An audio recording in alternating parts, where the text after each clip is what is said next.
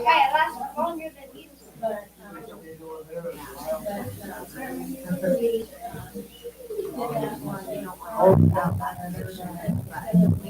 That you.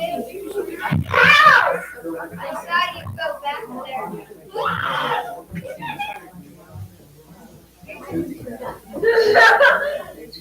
Wait, I'm going. No, I don't want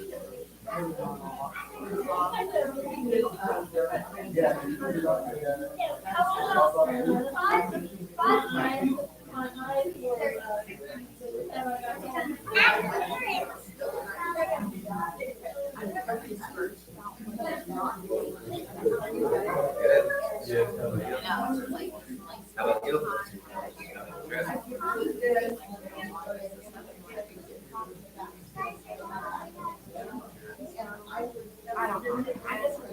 Yeah.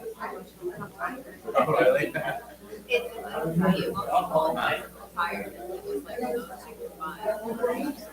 I did not. You like them?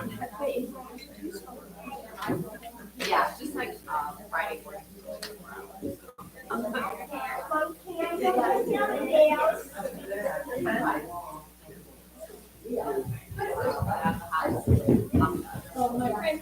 Friday mornings are like almost so it really is like just a very social job. I did that anyway. Cal and I went too, but we must have went after you. We didn't find anything. Well, I choose all three of them. Oh, okay. Diane, welcome back. Thank you. How are you? Good, how are you? I like it straight.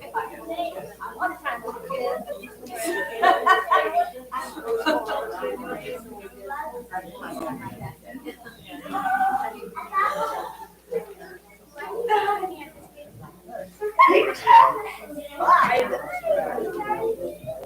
Yeah.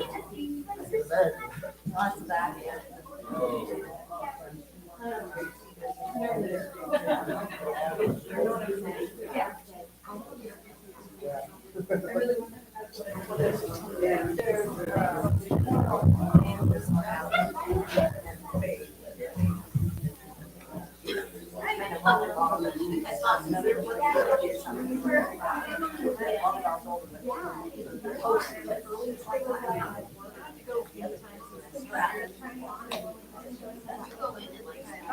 I really want to see your dogs.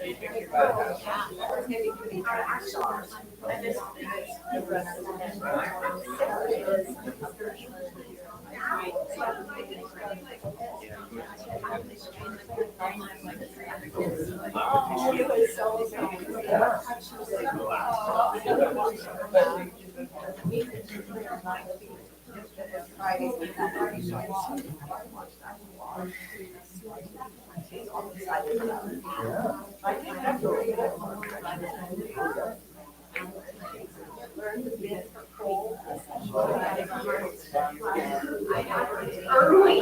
Sometimes when we're leaving. So, yeah, I think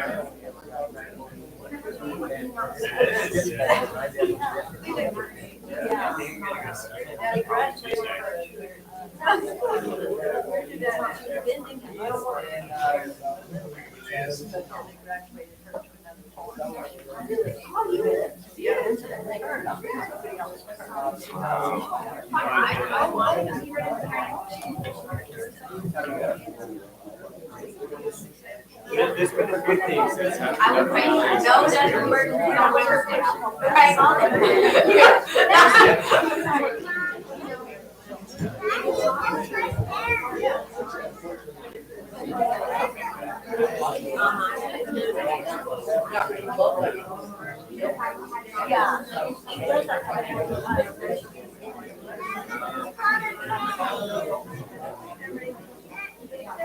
There was going on around someone did something naughty up there. There was. No, there were two guys that.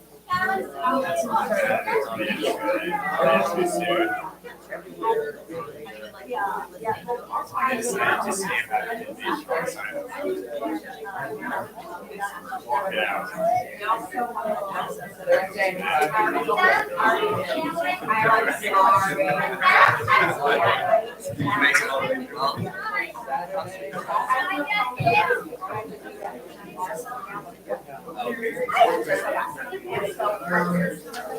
No, it's not just the last one, it's everything.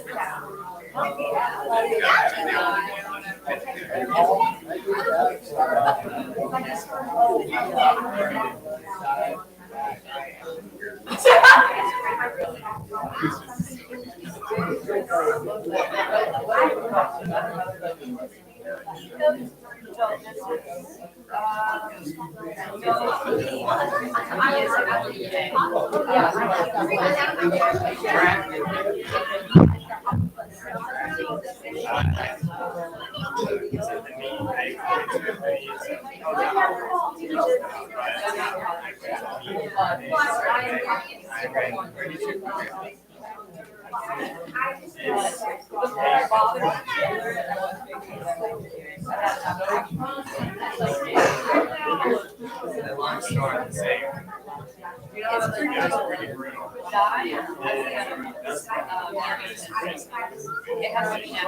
It's a long spree. There might have here. I read the system. And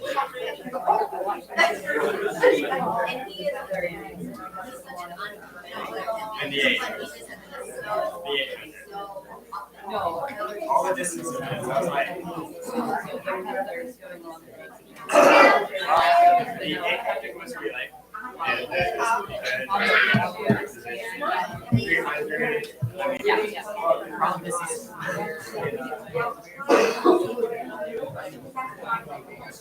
This is my very first graduation. Are you reading the note of your My version? coach decided to be the varsity. Well, I was there's the told only the varsity one, meet the only is a version, and varsity then at there's their no university. And I'm like, Sorry. Oh, so ours is on one side. I am the track guy. Okay, so maybe that's how we use hers has. Anyway. Yes. I read it. I'm not gonna lie. And the guy said that I was part of the way.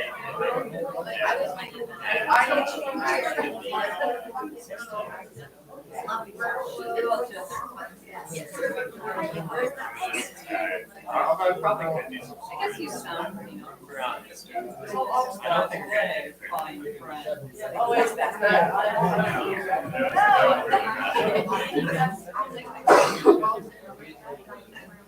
No, he's just British. That's just his accent. No, Shakespeare, he got an American accent. I would sound like this. How are thou expressed? I sound normal, but I'm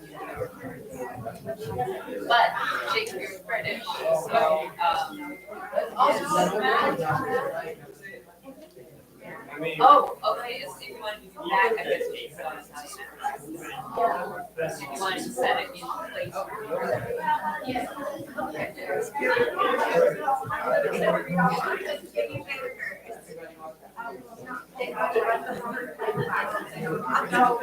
grab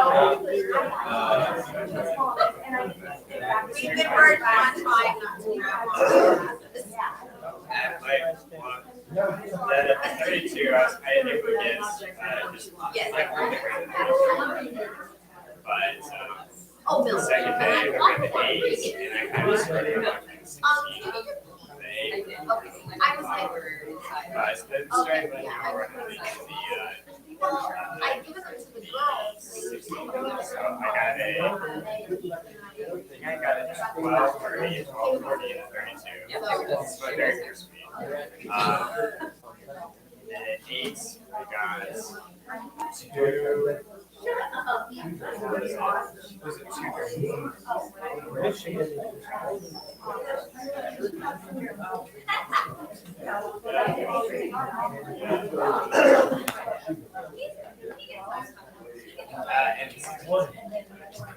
And the 32, the 8.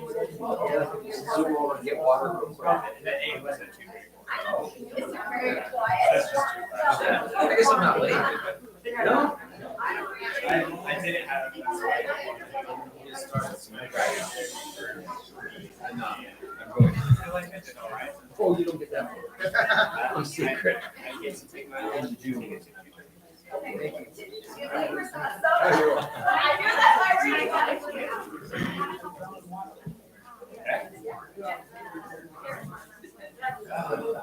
I'm sitting here late today. I don't know how your hearing is. My hearing's getting so bad, I'm gonna probably have to get them. I have had for 20-some years, just and it's tinnitus, and it's I do okay, but it's just so loud, it's like the extra noise that I can hear in addition to it. So if there's this kind of thing right here, try to work out what I'm trying to listen to.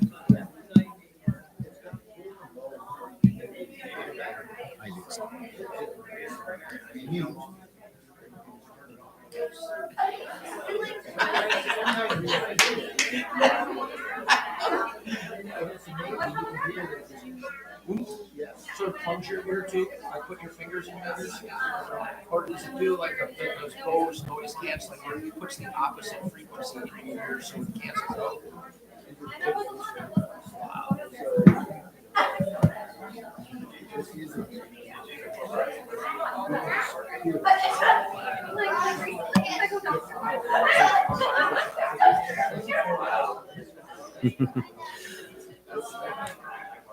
All right, folks, we're gonna need to get started on Bible class here soon. So,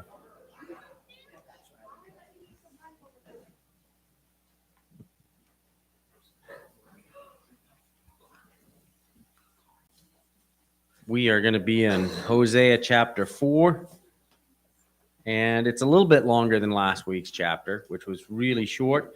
But we're kind of at a changing point in this chapter. But before we get too far into that, do you have any announcements or prayer requests? I know the Baileys are back. It's good to see them. And I know Silas is getting ready to leave, so he'll be gone for a week. So anything else? I've got 2 new baby girls, Friday. Hey, that sounds like a lot of fun. Are they fainting boots? The fainting ones? No.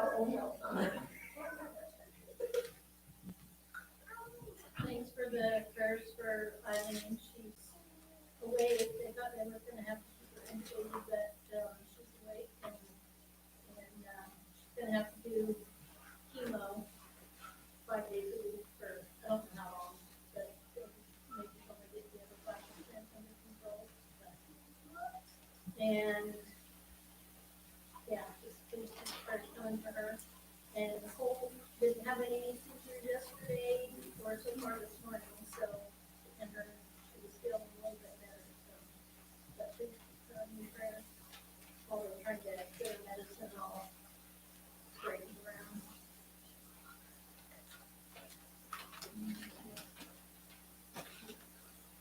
I do have a request. My brother Jim called me last night and he said that he's got to go in for the next 2 months, 5 days a week to Portland to a hospital, and they're going to put him in some kind of a diver's hat type thing or a helmet, and he's got to wear that for like 4 hours a day to put oxygen into his body because they said he's not got enough oxygen to make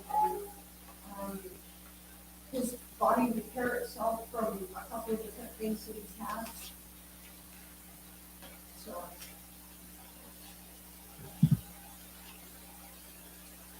Okay. My dad's working turnaround in the doctor, so. Oh, he's running a crane. Okay. Yeah, I knew he was in the Kiski, but okay.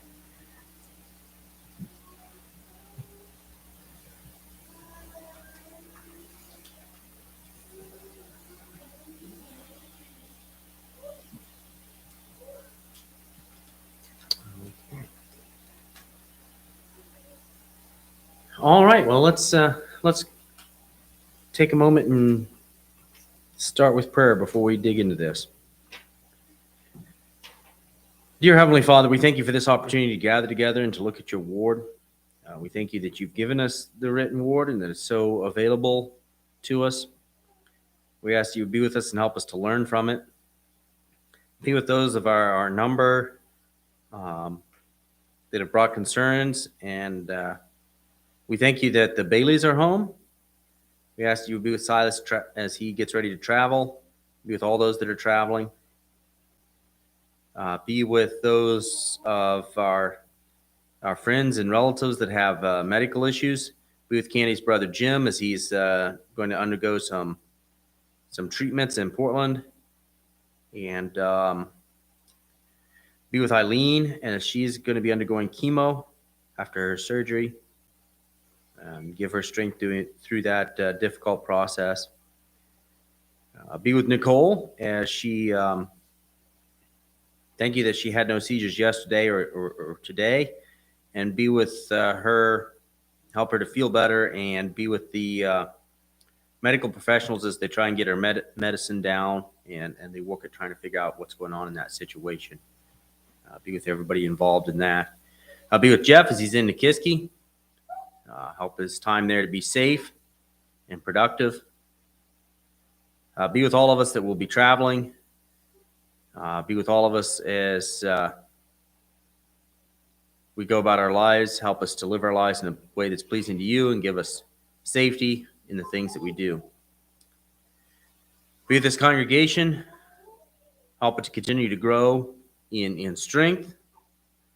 And be with our time this morning. Help it to be productive and to bring glory to you.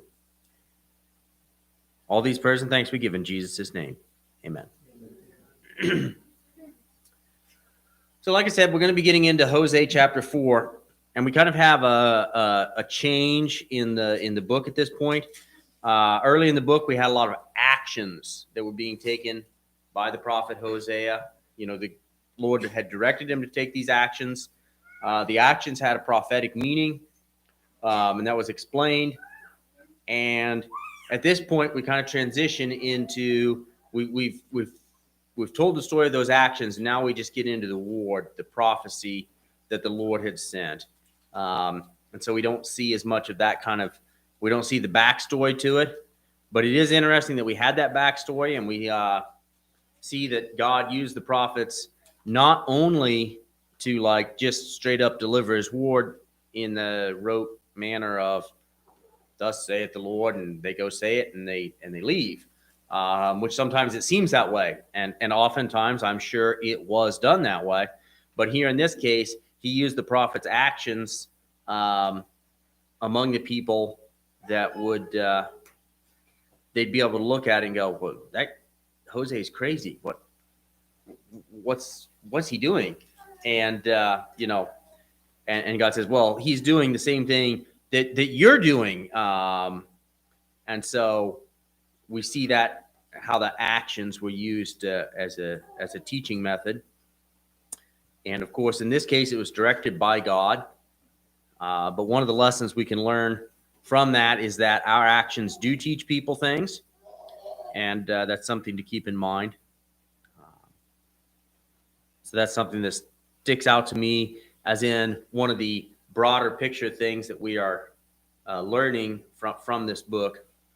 A little bit of review. This book was written primarily to the northern 10-tribe kingdom after the split in between the northern kingdom and the southern kingdom after King Solomon. And it's actually quite a bit after that, because it's near the end of the 10 tribe kingdom when they're going to be carried away. And that makes sense. This prophecy kind of foretells there's they've drifted so far that God's going to have no choice.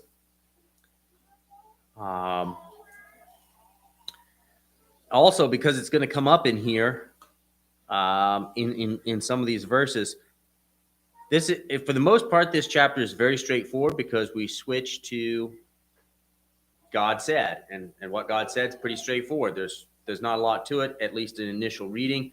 There, however, are some verses between like verse 4 and verse 9, and also verse 14 took me a couple times reading it to figure it out what it was saying, but it wasn't as hard as verse 4 to verse 9.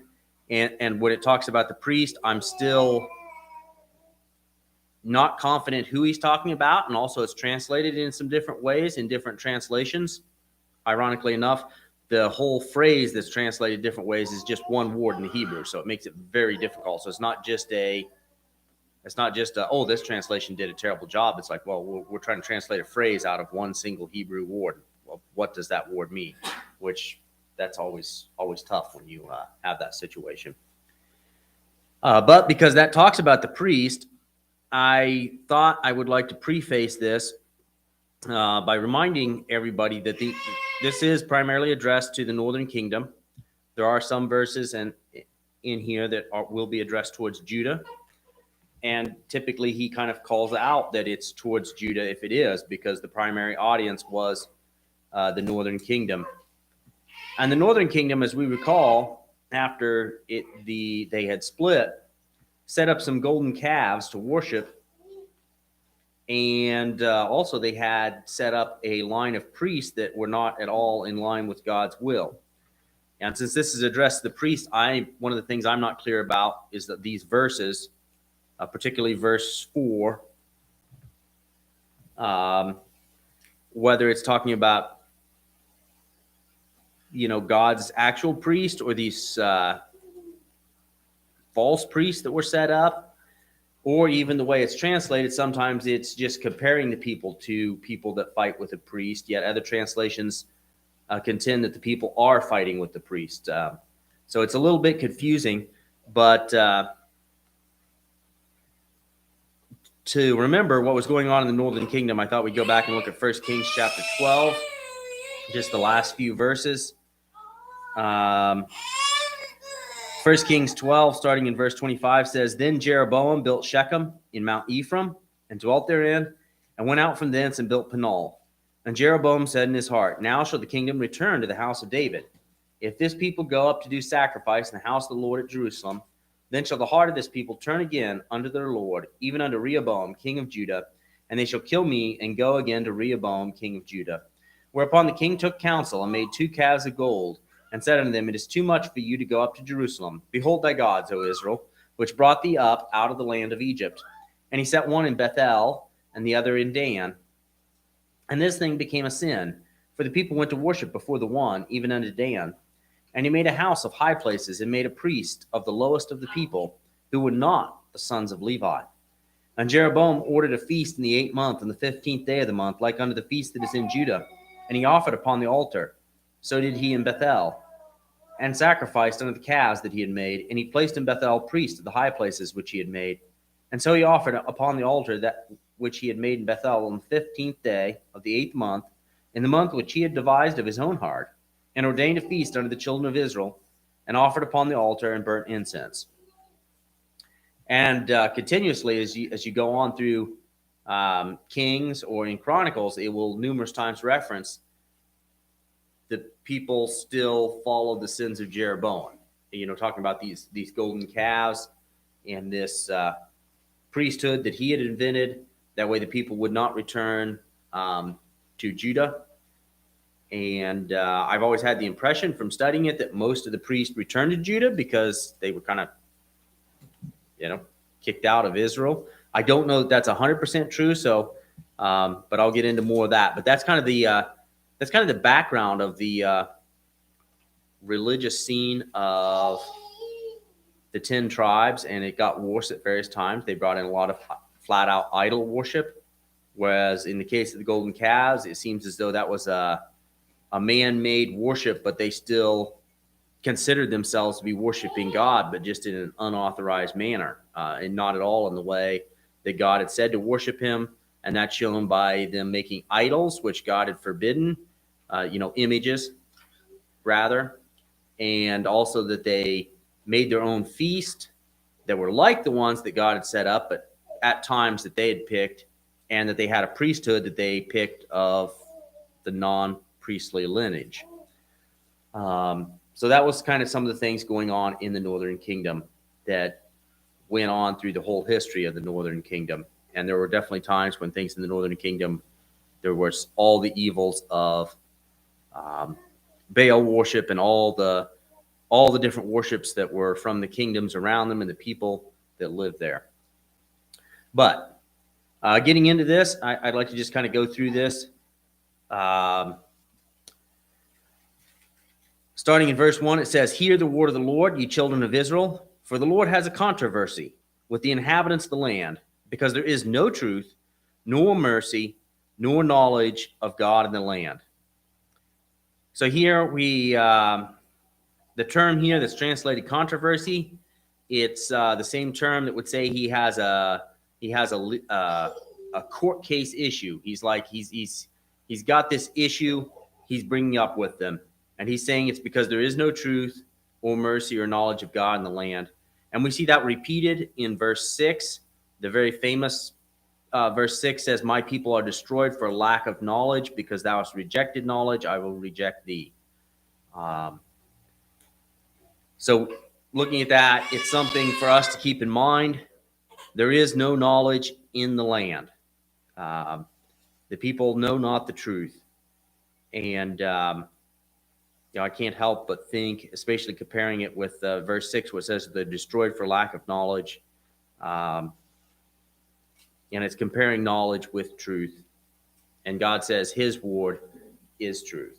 And so in the same way that Israel was destroyed by the lack of the knowledge of that truth, we see people today, and certainly each one of us is subject to that, of being destroyed by not having knowledge of God's word.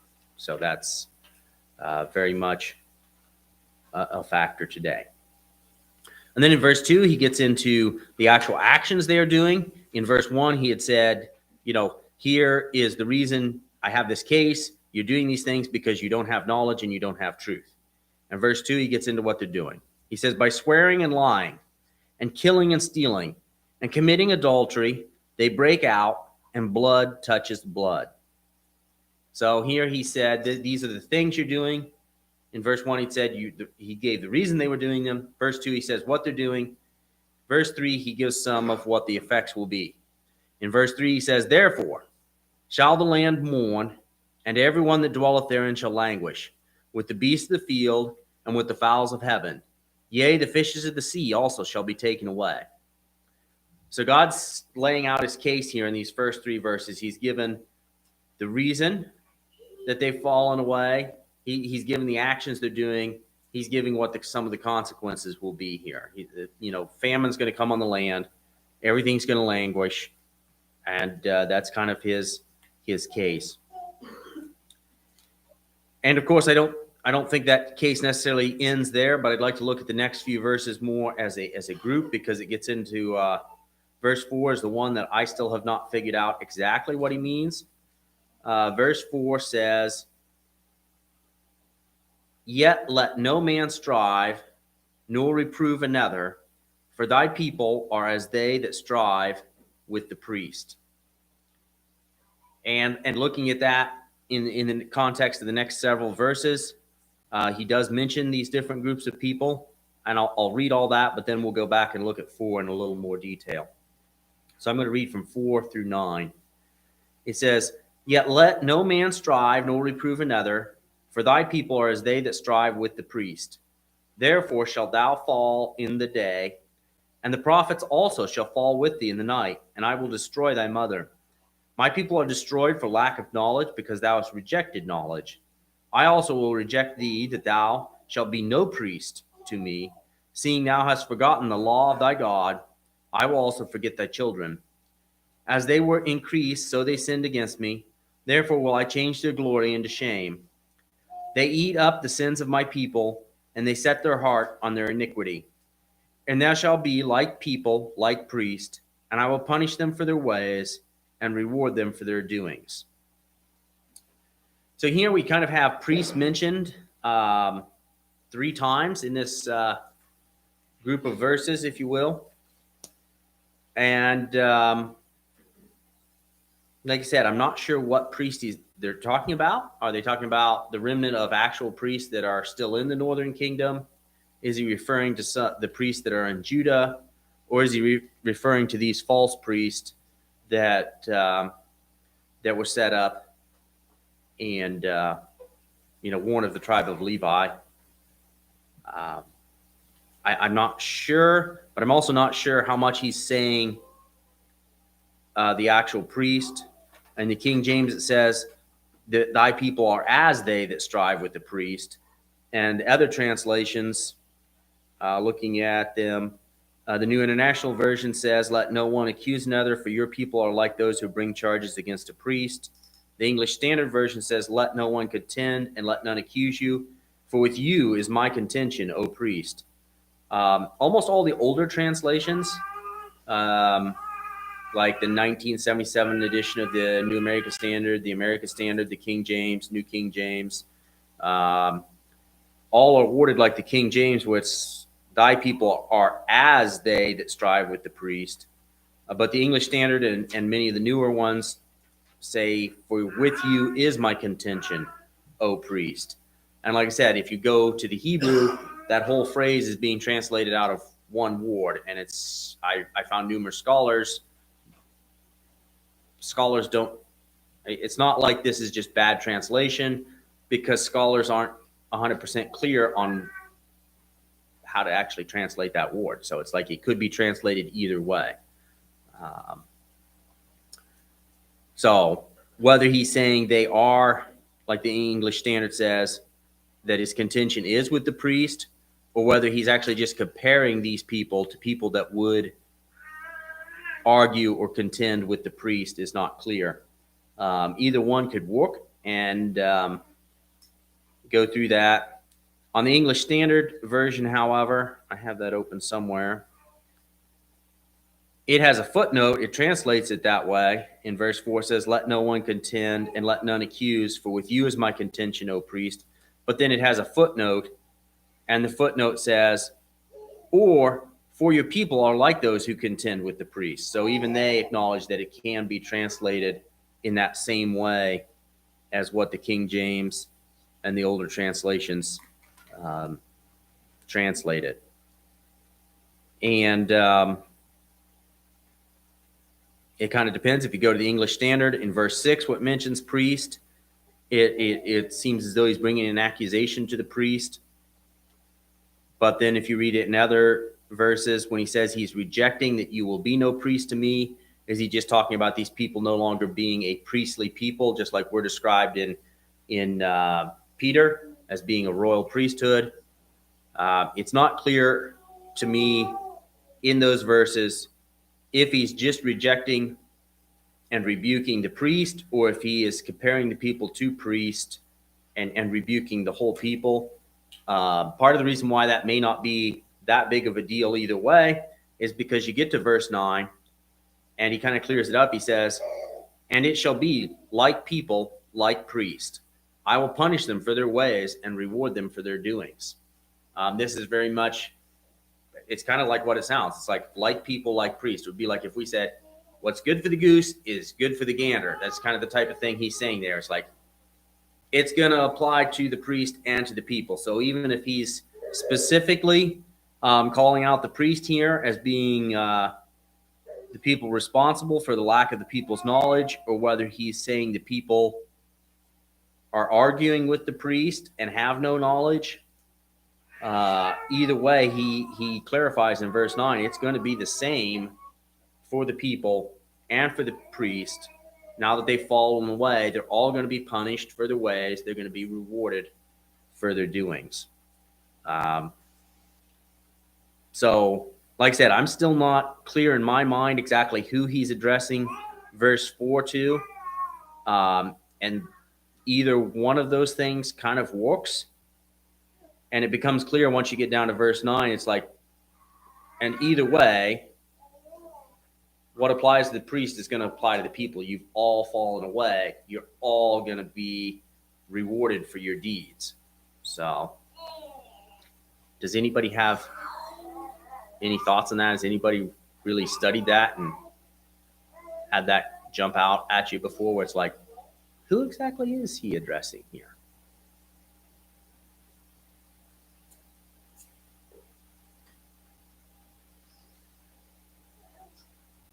It's certainly something that lots of scholars, once I got digging into it, have different opinions, because it isn't even clear to the people that are experts on Hebrew and the Bible scholars that there certainly is a lot of people going like, it's not 100% clear here what he's. It could be one of these two ways, but it's not sure which way. But it does come down to a lot of people do feel that it is the priest, because he calls out the priest 3 different times. He also says the prophets will fall with the people. And so a lot of people say this paragraph, this group of verses, is calling out those religious leaders and being like, okay, you have failed the people, and you're gonna. But that's, like I said, that's not clear. Either way, the people have failed. And since it says like people, like priest, the priests have failed as well. And it mentioned that the prophets would be falling. So many of the prophets in the northern kingdom had failed as well. But moving on into the rest of the chapter, in verse 10, it says, for they shall eat and not have enough. They shall commit whoredom and shall not increase, because they have left off to take heed to the Lord. Whoredom and wine and new wine take away the heart. And in verse 12, he starts calling out some of the idolatry. He says, my people ask counsel at their stalks, and their staff declares unto them, for the spirit of whoredom hath caused them to err, and they have gone a whoring from under their God. And we know that one of their common practices that they picked up from the pagans around them was the Asherim, which is either like a tree or a post. And it seems to me, he's now almost like making fun of them in a way, because he's saying, like, you ask your staff. He's comparing this worshiping of these poles and these trees to, like, you're asking your walking staff for guidance. I not really picked up on that until I read it this time. It's like, and I could be wrong, but it seems kind of like he's, and we have known places throughout this where he does kind of like poke out at the foolishness of what they're doing. It's like you're asking your walking stick to tell you what's going on. And he continues, and of course, from when we studied Kings and Chronicles, we'll recognize a lot of these practices. In verse 13, he continues with, they sacrifice on the top of mountains. They burn incense on the hills, under oaks and poplars and elms, because the shadow thereof is good. Therefore your daughters shall commit whoredom, and your spouses shall commit adultery. The other verse that it took me a couple times reading it, and I do feel like I understand this one a little bit better, is verse 14. It says, I will not punish your daughters when they commit whoredom, nor your spouses when they commit adultery, for themselves are separated with whores, and they sacrifice with harlots. Therefore the people that doth not understand shall fall. When it says they're separated with whores, it's not to me as clear, but when I looked at that verse in different translations, which is always one of the first things I do when I read something and I'm studying it, and it's like, well, okay, what does that mean? Well, let's just look at several different translations. And so I'll pull some up here and we'll look at them.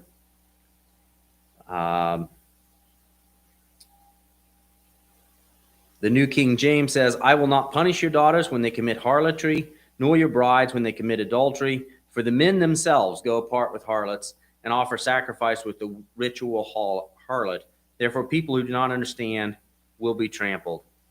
And the English Standard says, I will not punish your daughters when they play the whore, nor your brides when they commit adultery, for the men themselves go aside with prostitutes and sacrifice with cult prostitutes, and a people without understanding shall come to ruin. And let's see. And the American Standard Version says, I will not punish your daughters when they play the harlot, nor your brides when they commit adultery. For the men themselves go apart with harlots, and they sacrifice with the prostitutes, and the people that doth not understand shall be overthrown. So King James just leads out men in that when it says that for themselves are separated with whores. So basically this verse is saying he's not going to punish their daughters when they commit whoredoms or their spouses when they commit adultery, because the men are doing the same thing with these cult prostitutes and in these pagan rituals, which oftentimes had a sexual aspect. And he's saying those that don't have understanding shall fall. I thought this was somewhat ironic and does give some level of argument in my mind to it being the priest that he was contending with, because it's almost like in this chapter he's gone through these people that should have been the leaders. You know, he started out with the priest and said, it's your fault that people have no knowledge and they're going to fall. And then here he's down to more at the family level, and he's saying, I'm not going to punish the daughters, I'm not going to punish the wives, because you men, you husbands have you know, there's a reason they're off committing adultery, because you're off committing adultery in these pagan practices. That's how it seems to me. He's contending, he's telling the priest, these people are messing up, but you're messing up because you're not teaching them correctly. Mm-hmm. And it seems to me the same thing. He's telling the priest, they're doing all these things, and I'm not going to hold it against them because you're not telling them to stop doing it. Well, it does kind of, it seems like that, but he doesn't say he's not going to hold it against them, because in verse 9, he does say, like people, like priest. But he is telling the priest, it's like, this is you have failed. This is your fault. You did not tell the people. You did not teach the people. But then he says, okay, but you people and priests are all going to, you know, suffer for this. And the same thing here we get to, he's not, in this case, he's saying he's not going to punish their daughters and their wives for being unfaithful, because the husbands, the leaders of the household, were being unfaithful. They were being unfaithful to the God. They were being unfaithful to their spouses. And that was the level that these pagan rituals brought things to. So, But just looking back at verse 4, though, that reads into it a little easier if I read it where he's contending with the priest and not the people. Mhm. Actually holding the priest. right. And it does kind of seem like maybe he is, but like I said, then he comes to the point where he says it's like people, like priest, they're going to be punished. And that could be maybe another kind of fairly major takeaway that I get out of this is that the people, the leaders at various levels, in this case, they had a priesthood. Today, we're all royal priesthood, according to, Peter. But those in leadership roles are held to an even higher level of accounting. And also, he calls it out, and this is still true today, that the husbands are called to be leaders. And in this case, he's like, or I'm not even upset with your daughters and your wives, because this is your fault. And so that's at least how it seems like to me reading that. And so that would kind of somewhat seem to go with some of the theme. It's like, it's you people's fault that should have been the ones preventing this, but it doesn't really seem like he's going to just pass over everybody else. But he is definitely is a tone of, you people should have done better. Verse 15 through the end, it says, though thou, Israel, play the harlot, yet let not Judah offend, and come not ye unto Gilgal, neither go ye up to Beth Haven, nor swear the Lord liveth. For Israel slideth back as a backsliding heifer. Now the Lord will feed them as a lamb in a large place. Ephraim is joined to idols, let him alone. Their drink is sour. They have committed whoredoms continually. Her rulers with shame do love, give ye. The wind hath bound her up in her wings, and they shall be ashamed because of their sacrifices. So here we kind of come into some of the, again, some of the consequences, some of what God's going to do with these people.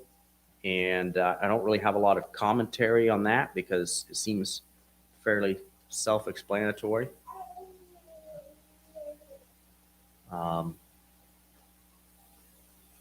that's the chapter. Does anybody have anything else? Yeah. This talk of priests being being called to more accountability than some of the other people, it almost sounds like a precedent laid out in James 3:1, where it says, "Now many of you should come to teach us, my brothers, for you know that we who teach will be judged with great seriousness." Right.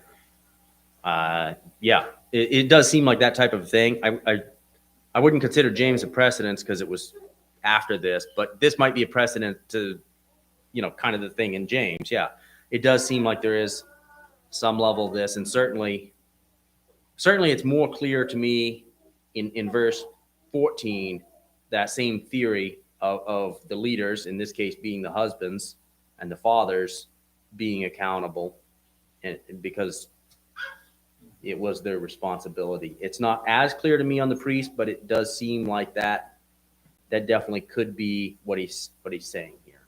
First verse in chapter 5, Mm-hmm. the first line. Here, there's a priest, so he's still talking. Yeah, I didn't want to get too far into next week's lesson, but certainly reading ahead, whether he's talking about it in these, what he's talking about exactly in these verses that I'm not sure about. Like I said, I'm not sure about that, but definitely going through this book, there are definite times where he is specifically saying, "You priest." And it's not clear to me every time he says that, whether that's the actual Levitical priesthood or whether that's these false priests that were set up by, was it Rehoboam or Jeroboam? I always get those two mixed up. Jeroboam. But either way, he's like, you folks, you religious leaders, and he definitely calls them out in a few places.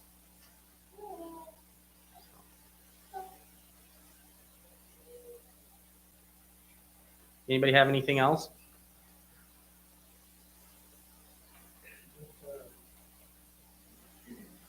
Seems like it's pretty clear on certain sins. What we're going to do and all that. Mm-hmm. People get confused on that. I'm not confusing here what was bad. Right. Yeah, no, the sins are pretty clear, and he called those out in I want to say verse 3. He called out a lot of sins, and of course we had went through the historical books and we saw, some of what went on with this this idol worship. Like it wasn't just that it was worshiping of an idol, but many of these pagan practices of worshiping the idol had carried all these other sins with them. What strikes me about that, yes, these sins are very obviously sins. The part that sticks out to me as a lesson for us is these sins were being committed because of lack of knowledge. He calls that out twice in this chapter. It's like, you people are falling because you don't have any knowledge of the truth.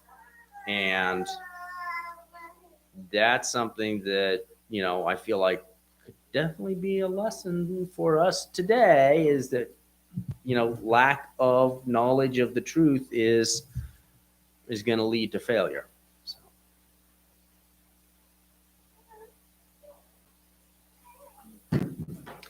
All right. That's all I have. We'll take the next 10 minutes or so and get ready for worship.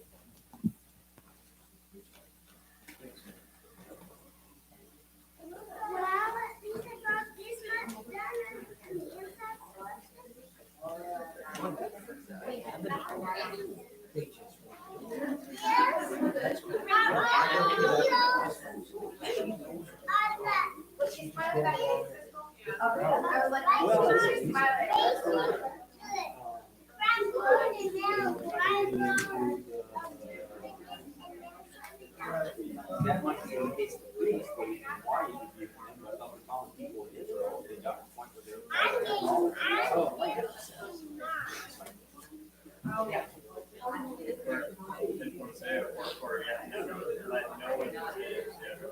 Get your skis off yet? Yes. Yes, I did. Yeah.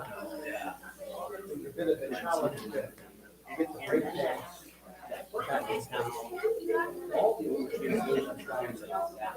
Oh. So the new ones that you get from the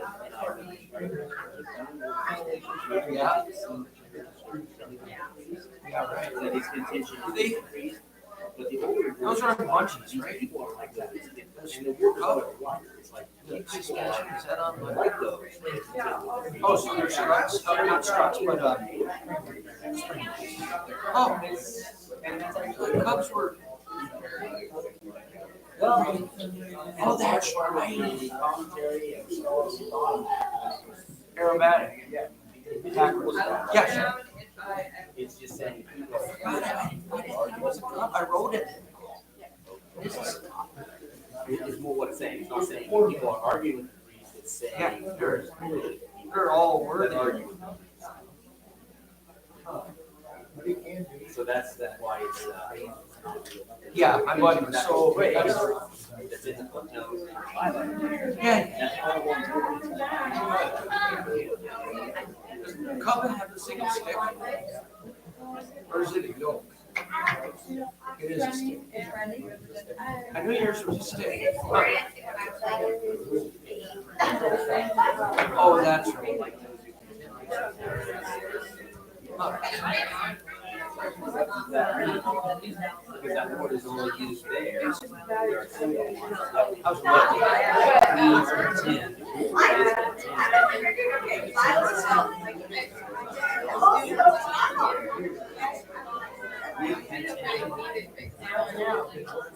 But I realized,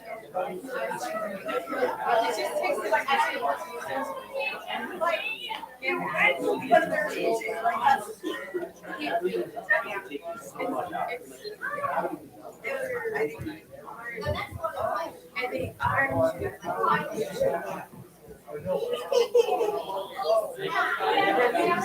not just passions.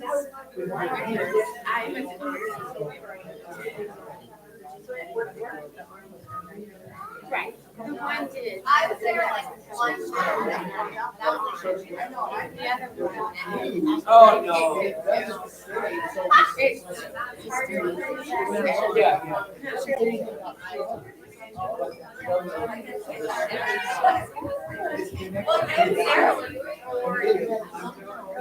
I'll grab this man.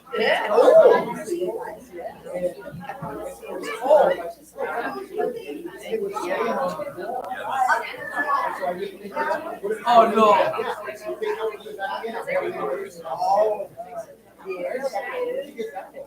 Off that chair right behind you.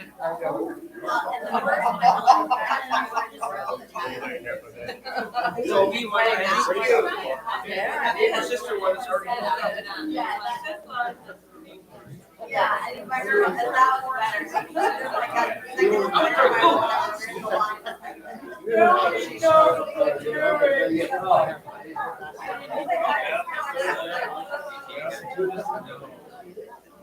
Maybe it's just like a fish. Just the guy, he's gonna grab it. Yeah. Okay. Yeah. No, it was would take, yeah, I'll take those.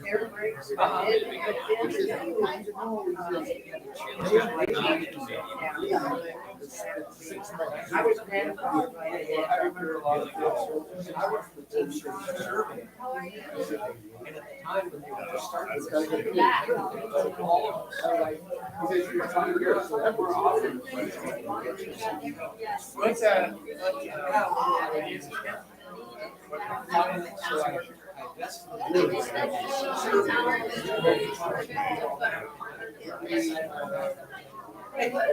a business. Can I get a copy? I got it.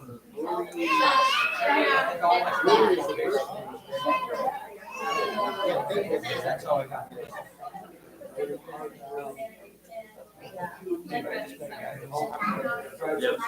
I'm good to recognize.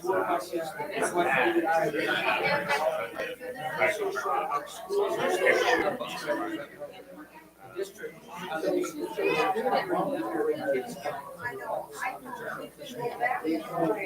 I'll do that.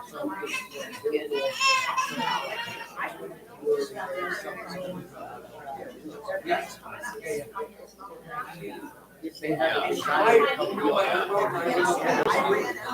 Last 3 days, I've seen